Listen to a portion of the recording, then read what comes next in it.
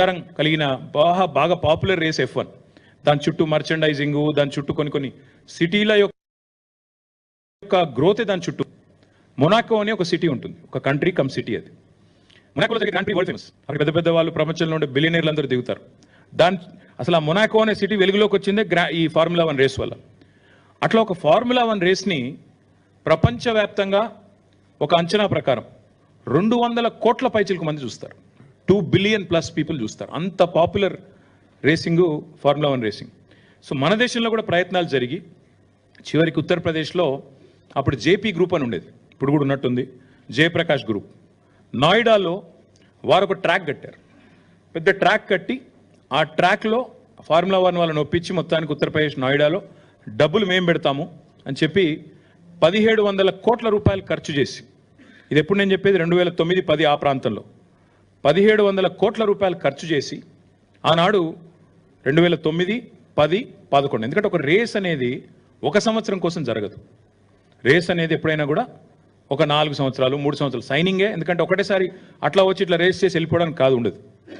డెఫినెట్గా ఒకసారి దాన్ని ఏమంటారు క్యాలెండర్లోకి రావాలి, ప్రచారం జరగాలి. ఇప్పుడు నేను చెప్పాను అబుదాబి గ్రాండ్ ప్రీ ఉంటుంది, లాస్ వేగస్లో ఉంటుంది, తర్వాత సౌపాలోలో ఉంటుంది. ఇట్లా క్యాలెండర్ ఉంటుంది అనమాట.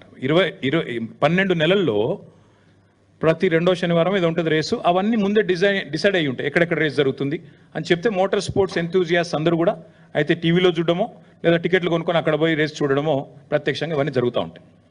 సో అట్లా ఉత్తరప్రదేశ్కి మొత్తానికి వాళ్ళు పట్టుకొచ్చారు, జేపీ గ్రూప్ వాళ్ళు పట్టుకొచ్చినారు.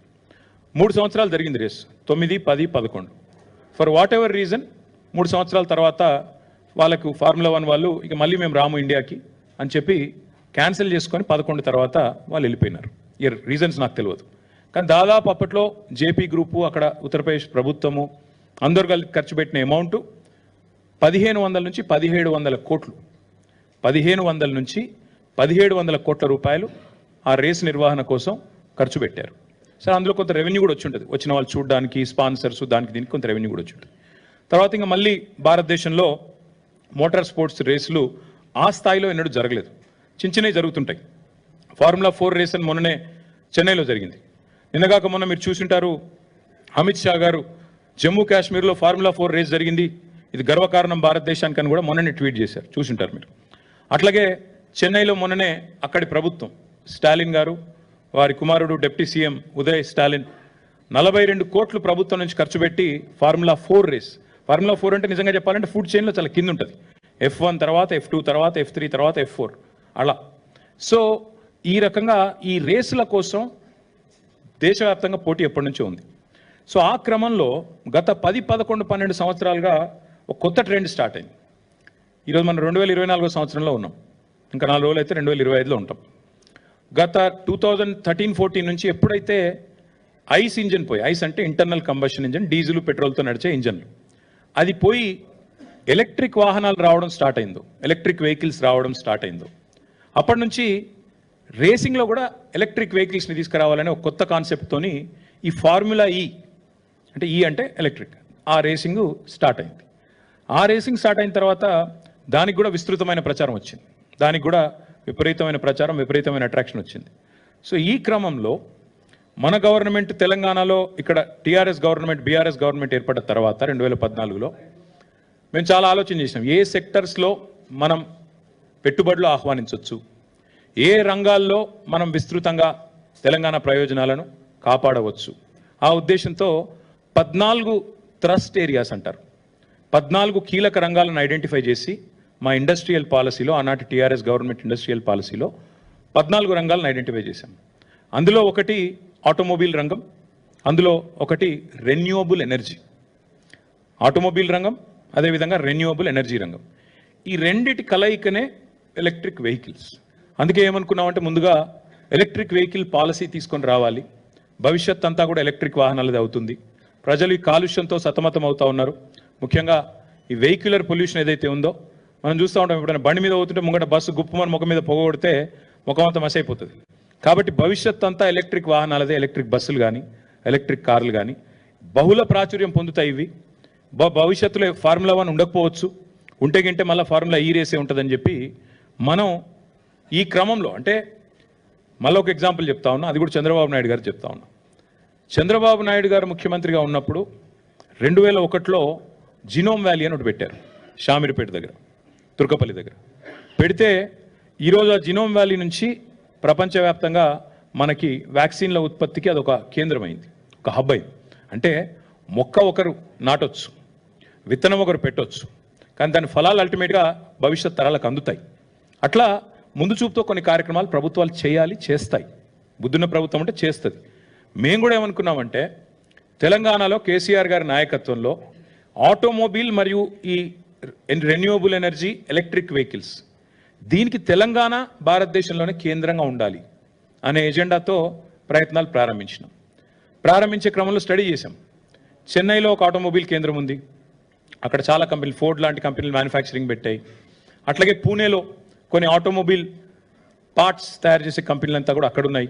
మరి మనం ఏం చేయొచ్చు అని ఆలోచించినప్పుడు మనకు సముద్ర తీరం లేదు, ఈకోసిస్టమ్ లేదు, మరి ఏం చేయాలి అని ఆలోచించి ఎలక్ట్రిక్ వాహనాలను బలంగా ప్రోత్సహిద్దాం, వాటికి సంబంధించిన మొత్తం ఈకోసిస్టమ్ అంతా ఇక్కడే డెవలప్ చేద్దామన్న ఎజెండాతో ఆ క్రమంలో హైదరాబాద్కి ప్రాచుర్యం రావడానికి హైదరాబాద్ని ప్రపంచ పటంలో ఎలక్ట్రిక్ వెహికల్ ఎంతూజియాస్ట్ దృష్టిలో పెట్టడానికే ఫార్ములా ఈరియస్ వాళ్ళని అప్రోచ్ అయిన తర్వాత జరిగింది ఏంటి అంటే మీకు ఒకసారి సీక్వెన్స్ చెప్తాను నేను.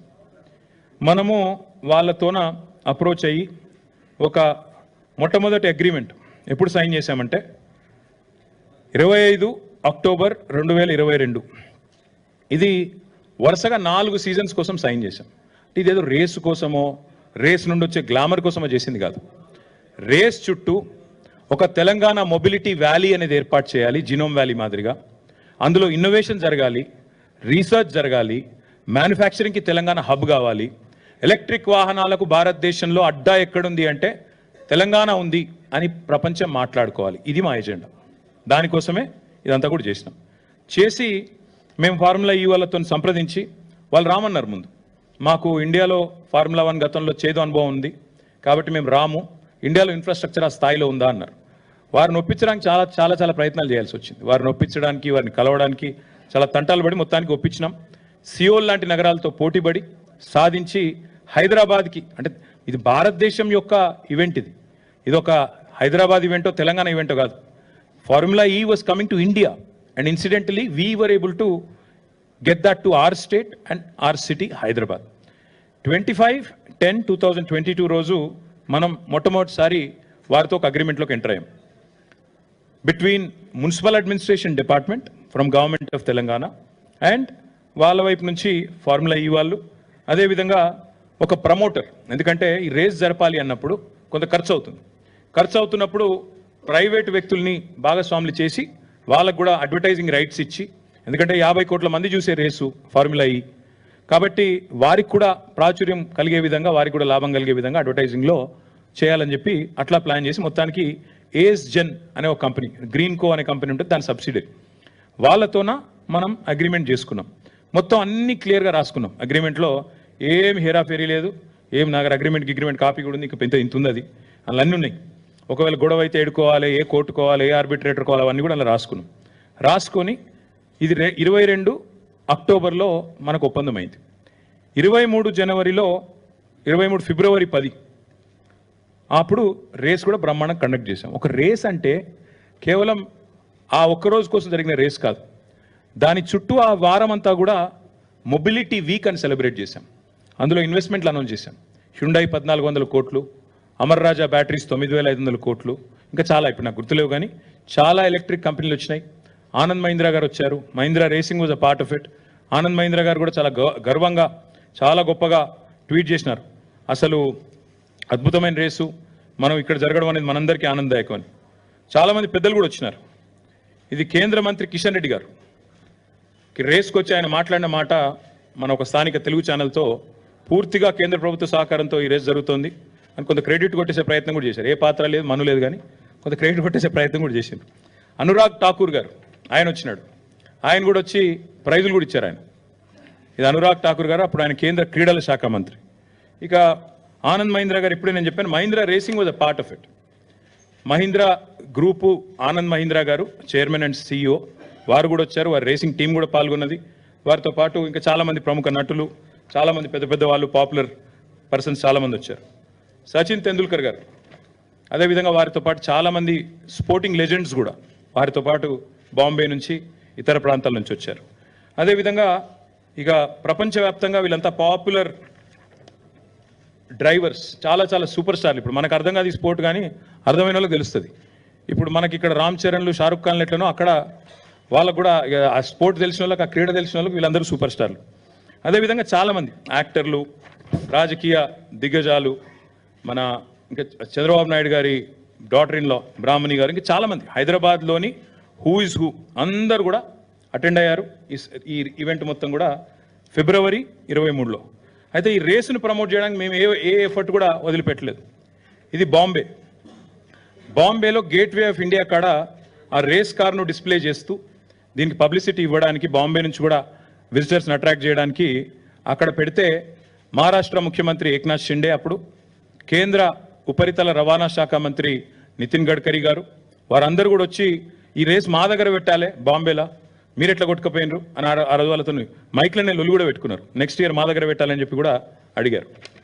దాని తర్వాత ఢిల్లీలో హర్దీప్ సింగ్ పూరి గారు, క్రికెటర్స్ శిఖర్ ధావన్ గారు, యజువేంద్ర చాహల్ గారు, ఇంకా చాలామంది ఎంపీలు వచ్చారు, ఇతర రాష్ట్రాల మంత్రులు వచ్చినారు. ఇదంతా కూడా జరిగిన తర్వాత మనకు రేసు ఫిబ్రవరి 2023లో రేస్ జరిగింది. రేస్ జరిగిన తర్వాత దీనివల్ల అసలు హైదరాబాద్కి ఏం లాభమైంది? ఎందుకంటే అడుగుతారు కదా సహజంగా. ఆ రోజు మొదటి రేస్కి ప్రభుత్వం వైపు నుంచి మనం పెట్టిన ఖర్చు మొత్తం హెచ్ఎండిఏ పెట్టింది.